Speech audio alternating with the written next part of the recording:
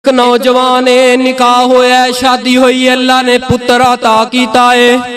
साडा रवैया वालिदैन दे नाल अगों साडे नाल फिर औलाद किवें दा रवैया रखेगी। तवज्जो करना, अल्लाह पाक ने पुत्र दिता है। ए पुत्र चलन फिरन दे काबिल हो गया है, गल्लां करन दे काबिल हो गया है। जदों गल्लां करन दे काबिल हो गया है, इन्हें दूसरे कमरे दे अंदर अपने मां बाप दा एक कमरा बनाया ही, टुटा जिहा कमरा।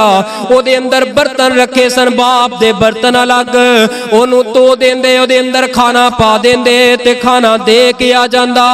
2-4 दिन 5 दिन एक हफ्ता पुत्र गया है, बाप ते घर दे अंदर कोई ना आया, किसे सफर दी गरज ते गया है। पुत्र रोज पुत्र नो मां जड़ी खाना पा देंदी, अपने दादे नू खाना दे के आ जांदी। एक दिन एवें गैर मामूल वक्त दी गैर मामूली दे अंदर एवें अचानक बाप घर दे अंदर आया। पुत्र भांडिया नू साफ पिया करदा है, साफ करके ते उसे काउंटर उसे शोकेस दे अंदर जेड़ा एदी मां दा जहेज पिया है ओदे अंदर बर्तन सजा रहा है।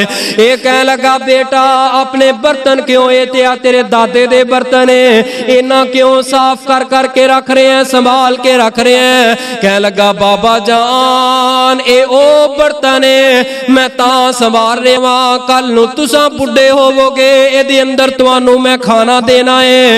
ए पुत्र क्यों, फरमाया तुसा भी ते दादे नू एदे अंदर खाना देंदे सो। यानी पुत्र ने सबक दे दरस हासिल की कीता है कि अलग बर्तना दे अंदर एक खास अलग करके पुराने बर्तना अंदर जिथे अपने वालिदैन नू खाना देंदे सो, अज औलाद भी उंज ही कर रही है, अज औलाद दा ज़हन भी उंज बन रहा है। बाप दा रवैया ओदे दादे दे नाल यानी ओदे अपने बाप दे नाल वेख के, ओदी मां दे नाल वेख के औलाद भी उंज दा रवैया इख्तियार करते ने। प्यारेओ ना ना ना, वालिदैन ते बहुत बड़ी नेमत है, अपने नाल बिठा के खाने खिलाया करो, अलग बर्तन उन्हां वास्ते रख के अलग अलग ना दिया करो। अगर अपना कमरा है वालिदैन दे कमरे अंदर भी उंज दियां सहूलतां दिया करो।